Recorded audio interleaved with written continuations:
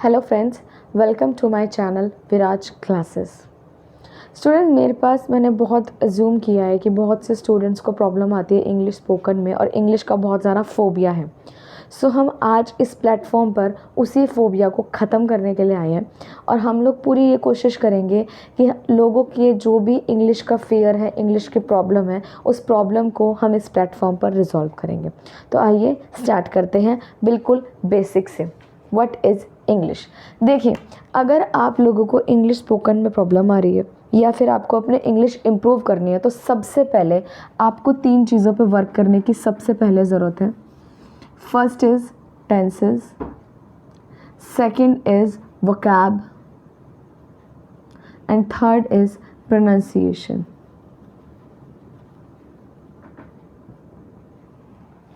देखिए, अगर हमें टेंसेस की नॉलेज होगी तो ही हम इस बारे में बता सकते हैं, एक्सप्रेस कर सकते हैं कि हम लोग कौन से टाइम की बात कर रहे हैं। हम पास्ट की बात कर रहे हैं, प्रेजेंट की बात कर रहे हैं या फिर फ्यूचर की बात कर रहे हैं। मेनली टेंस यही होता है। टेंस हमें ये इंडिकेट करता है कि हम कौन से टाइम की बात कर रहे हैं। ठीक है, इसीलिए टेंस को जो है वो 3 पार्ट्स में डिस्ट्रीब्यूट किया गया है। Present, past and future. ठीक है, तो टेंस हमारे को पढ़ना इसलिए ज़रूरी है ताकि हम लोग ये डिफरेंशिएट कर सकें थ्रू इंग्लिश स्पोकन कि हम लोग कौन से टाइम ऑफ पीरियड की बात कर रहे हैं। हम प्रेजेंट की बात कर रहे हैं, हमारे पास्ट की बात कर रहे हैं या हमारे फ्यूचर की बात कर रहे हैं। Then vocab. वोकैब में आता है बेटा हमारे एंटोनिम्स एंड सिनोनिम्स। ठीक है, एंटोनिम्स और सिनोनिम्स क्या होते हैं? हम लोगों को बेटा, आप लोगों ने अगर कंपटीशन एग्ज़ाम्स दिए हैं या आपने नॉर्मली, अगर आप 11th-12th क्लास के स्टूडेंट हैं तो आपको ये चीज़ पता होगी कि हमें कई बार बोला जाता है कि MCQs आते हैं हमारे, जिसमें से हमें कोई एक वर्ड दे दिया जाता है और 4 ऑप्शंस दिए जाते हैं जिसमें से बोलते हैं जो भी ऑड वर्ड है उसे फाइंड आउट करो। राइट, तो वो इसमें एंटोनिम्स में आते हैं जिसमें एक ही वर्ड के बहुत सारे मीनिंग्स होते हैं। राइट, और सिनोनिम्स में क्या होता है? एक ही वर्ड है जिसके एंटी मीनिंग्स हमें बताए जाते हैं। क्लियर? सो जब तक हमें एंटोनिम्स और सिनोनिम्स के बारे में क्लियरिटी नहीं होगी, हमारी स्पोकन जो है होगी, नो डाउट हम स्पोक कर सकते हैं, इंग्लिश स्पोकन हमारी होगी लेकिन लो लेवल की होगी, ताकि हम जब भी हम वोकैब पढ़ लेंगे तो हमें एक वर्ड के न्यू वर्ड्स पता चलेंगे। ठीक है, और जब हम न्यू वर्ड्स का यूज़ करेंगे जो कि नॉर्मली हम लोग गेट टुगेदर में यूज़ नहीं करते हैं, तो हमारी इंग्लिश स्पोकन का एक लेवल नज़र आता है। Then pronunciation. Pronunciation again an important role in English spoken. Why? Because बेटा क्या होता है, कई बार हम लोग क्या करते हैं, हमें पता है कि हमारी स्पोकन ठीक है, हमारे टेंसेस ठीक है, ठीक है, हमारे टेंसेस पे बहुत अच्छा हमने वर्क कर रखा है, हमारे वोकैब पे हमने बहुत अच्छा वर्क कर रखा है, लेकिन सबसे बड़ी कमी होती है प्रोनाउंसिएशन पे। जब तक हम किसी वर्ड को सही तरीके से प्रोनाउंस करना नहीं जानते, प्रोनाउंस इन द सेंस उसे बोलना, उसका उच्चारण करना। ठीक है, प्रोनाउंसिएशन मीन्स उच्चारण करना। लाइक हम लोग क्या करते हैं, बचपन से पढ़ते आए हैं कि इसे जो है हम लोग कहते हैं द। राइट, लेकिन डे बाय डे जैसे जैसे इम्प्रूवमेंट हो रही है इंग्लिश स्पोकन में, तो इसे हम लोग प्रोनाउंस करते हैं दी। ठीक है, तो जैसे अगर आप 4 जनों के बीच में बैठे होंगे और अगर आप बोलेंगे द बुक वॉज माइन, ठीक है, तो सबको ये पता चलेगा कि आपको इंग्लिश आती है। बट जहाँ पे आपने द प्रोनाउंस कर दिया तो आपकी जो इंग्लिश का लेवल है वो थोड़ा सा डाउन चला जाएगा। ऑन द सेम प्लेस अगर आप कहेंगे द बुक इज़ माइन, समझ में आ रहा है, द बुक इज़ माइन, तो वहीं पर क्या पता चलेगा कि आपकी इंग्लिश स्पोकन का कोई लेवल है and you know what is the pronunciation. Clear है? तो ये हमारे बेसिक कॉन्सेप्ट है, हमें सबसे पहले इन पर वर्क करना है। तो चलिए टेंस से ही शुरू करते हैं। बेटा, अगर आपको मेरी वीडियो अच्छी लगे और आपको कुछ इंटरेस्टिंग लग रहा है, आपको लग रहा है कि हम कुछ सीख सकते हैं, तो प्लीज़ मेरे चैनल को लाइक, सब्सक्राइब और शेयर ज़रूर करें और बेल आइकन को ज़रूर प्रेस करना, ताकि मेरी नई वीडियोस जैसी आती जाएगी आपको उसका नोटिफिकेशन मिलता जाएगा। चलिए, टेंस में हमने बात करी present tense, past tense, future tense. Present क्या बताता है? हमारे आज को। ठीक है, पास्ट किसका बताता है? बीते हुए कल को। और फ्यूचर किसे बताता है? हमारा आने वाला कल।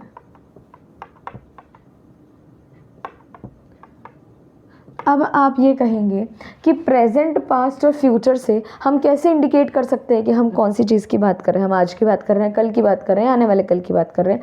तो देखिए, एक्चुअल में हम लोग जो है कोई भी सेंटेंस यूज़ करते हैं तो सेंटेंस हमेशा 3 चीज़ों से बनता है: सब्जेक्ट, ऑब्जेक्ट एंड वर्ब। ठीक है, सब्जेक्ट तो क्या है, जिसके बारे में बात हो रही है। ठीक है, सेंटेंस में सेंटेंस मेकिंग ही इन तीनों चीज़ों से होती है। कोई भी आप सेंटेंस बना लीजिए, लाइक हम लोग पहले एग्जांपल ले लेते हैं। आपने एक एग्जांपल लिया, the man was walking on the road. ठीक है, वॉज नहीं, मैन इज लगा लिया। ठीक है, ठीक है, मैन वॉक। अब देखिए यहाँ पर किसके बारे में बात हो रही है, द मैन, तो ये हमारा क्या हो गया, सब्जेक्ट। ठीक है, नाउ इज वॉकिंग, वॉक कर रहा है, ये क्या हो गया हमारा बेटा, वर्ब। क्लियर है। आफ्टर दैट कहाँ पे, ऑन द रोड, तो ये क्या हो गया हमारा ऑब्जेक्ट। कोई भी हमें सेंटेंस फॉर्मेशन करना है तो हमें इन तीनों चीज़ों की नॉलेज होनी चाहिए कि ये तीनों चीज़ें क्या हैं। जब तक हमारे तीनों कॉन्सेप्ट क्लियर नहीं होंगे, ना हम सब्जेक्ट फॉर्मेशन कर सकते हैं और ना ही हम लोग कोई चीज़ की हम लोग ग्रामेटिक पोर्शन क्लियर कर सकते हैं। ठीक है, अब देखिए, द मैन, सब्जेक्ट, जिसके बारे में बात हो रही है। बेटा हमारा सब्जेक्ट क्या होता है, यहाँ पे लिख देते हैं, सब्जेक्ट हमारा क्या होता है, जिसके बारे में बात हो रही है। ठीक है, उसके बाद में हमारा आता है verb. What is verb, verb क्या होता है बेटा, क्रिया। समझ में आ रही है, वर्ब क्या होती है, क्रिया, मतलब वो क्या काम कर रहा है, उसके काम करने की चीज़ को कहा जाता है वर्ब। देन हमारा आता है ऑब्जेक्ट। ऑब्जेक्ट मतलब जिस पर वर्क किया जा रहा हो, जिस पर कार्य हो रहा हो। बेटा मैं ये हिंदी में इसलिए लिख रही हूँ ताकि अगर आप लोग मेरी वीडियो से कोई नोट्स बना रहे हो तो उसके लिए एक बार आपको इजी रहेगा। इंग्लिश क्या है, डे टू डे प्रैक्टिस है।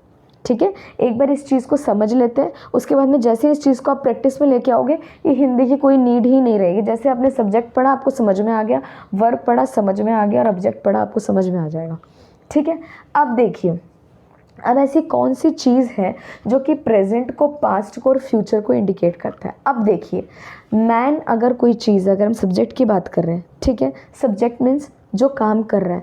अब भाई काम करने वाला तो प्रेजेंट में भी काम कर सकता है, काम करने वाला पास्ट में भी काम कर सकता है और काम करने वाला फ्यूचर में भी काम कर सकता है। ठीक है, तो इसमें तो कोई चेंजेस नहीं आएगी। अब देखिए वॉकिंग, वर्ब। ठीक है, अब हमने कहा वो, अब जैसे मैंने आपको एक एग्जांपल और लिखते हैं, देखिए यहाँ से आपके सारे कॉन्सेप्ट क्लियर हो जाएंगे कि मैं आपको क्या एक्चुअल में क्या समझाना चाह रही हूँ।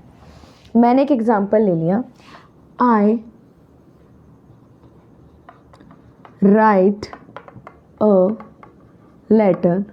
ठीक है, I wrote a letter, then I shall write a letter.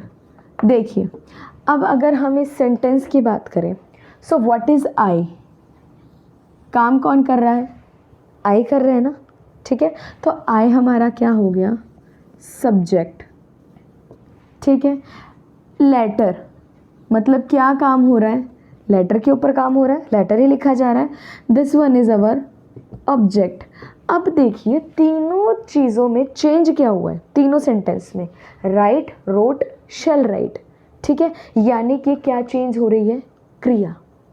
ठीक है, जब हमने फर्स्ट फॉर्म यूज़ किया सेंटेंस के अंदर, ठीक है, देखिए राइट के जो हैं हर एक वर्ब के 3 फॉर्म होते हैं, जिसे हम कहते हैं first form, second form and third form.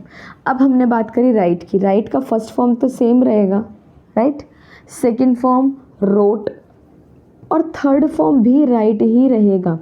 लेकिन जब हम लोग कहते हैं ना, कुछ केसेस आते हैं वर्ब के साथ में आईएनजी, लेकिन जब भी किसी वर्ब के साथ में आईएनजी का ऐड होगा तो राइट क्या बन जाएगा, राइटिंग, ये कुछ प्रोसेसेस होते हैं। हमें देख लिए इंग्लिश स्पोकन के लिए टेंसेस के अंदर वर्ब पर भी वर्क करना पड़ेगा। वर्ब के हमें तीनों के तीनों फॉर्मेशन पता होने चाहिए कि first form, second form, third form क्या होता है। ठीक है, अब अगर किसी सेंटेंस में हमने फर्स्ट फॉर्म यूज़ किया है तो वो किसको इंडिकेट कर रहा है? प्रेजेंट को। क्लियर है? और किसी सेंटेंस में अगर हम सेकंड फॉर्म यूज़ कर रहे हैं वर्ब का, ठीक है, तो ये किसको इंडिकेट कर रहे हैं? पास्ट को। और अगर किसी सेंटेंस में विल और शैल यूज में हो रहा है साथ में, तो ये किसको इंडिकेट कर रहे हैं? फ्यूचर को। समझ पा रहे हैं आप लोग? तो किसी इंग्लिश स्पोकन के लिए देखो बेटा, सबसे पहले ज़रूरत है टेंसेस की भी वर्क करने की। टेंसेस में हमें वर्क करने के लिए हमें सबसे पहले ये पता होना चाहिए कि सब्जेक्ट क्या है, ऑब्जेक्ट क्या है, वर्ब क्या है, राइट। फिर हमारे आते हैं टेंसेस क्या होता है, जो कि हमारे टाइम पीरियड को इंडिकेट करता है कि हम कौन से टाइम पीरियड की बात कर रहे हैं, हमारे आज की, कल की या बीते हुए कल की, राइट। अगर हम उस पोर्शन पे जाते हैं तो हमें सबसे पहले ये फॉर्म्स पता होने चाहिए, वर्ड के first form, second form, third form और उसका आईएनजी फॉर्मेशन। जब हमने ये फॉर्म्स कर लिए, ठीक है, और हमें ये पता चल गया what is subject, what is object and what is verb, ठीक है, एक सेंटेंस फॉर्मेशन अगर हमें आ गया तो इंग्लिश हमारे लिए हार्ड नहीं है, it's very easy for us. ठीक है, आई होप आपको मेरा ये सेशन अच्छा लगा होगा। नेक्स्ट सेशन के अंदर हम लोग वर्क करेंगे कि हमें पास्ट के लिए सेंटेंस कैसे बनाने हैं, प्रेजेंट के लिए सेंटेंस कैसे बनाने हैं और फ्यूचर के लिए कैसे बनाने हैं। लेकिन उससे पहले आपके लिए एक वर्क है कि आप लोग आज अपने घर पे गूगल पे सर्च करें, नहीं मिलता है मुझे मैसेज ड्रॉप करें। I will create PDF at my Telegram channel. Telegram channel का लिंक भी आपको मेरे डिस्क्रिप्शन बॉक्स में मिल जाएगा। तो मैं आपको जो है सारे वर्ड्स के जो भी मेनली हमारे इंग्लिश स्पोकन के लिए यूज़ आते हैं उसके तीनों फॉर्म्स विद ING आपको उसके अंदर एज अ PDF अलॉट कर दूंगी। आप वहाँ से हेल्प लीजिएगा। ये करने के बाद में ही हम लोग आगे अपने चैनल पे मूव ऑन करेंगे। So thank you very much for your time. I hope आपको मेरा जो वीडियो है अच्छा लगा होगा। और अगर आपको मेरा वीडियो अच्छा लगे तो प्लीज़ मेरे चैनल को लाइक करें, सब्सक्राइब करें, शेयर करें और बेल आइकन को ज़रूर प्रेस करें ताकि नेक्स्ट वीडियो का नोटिफिकेशन आपके डेस्कटॉप पर। Thank you.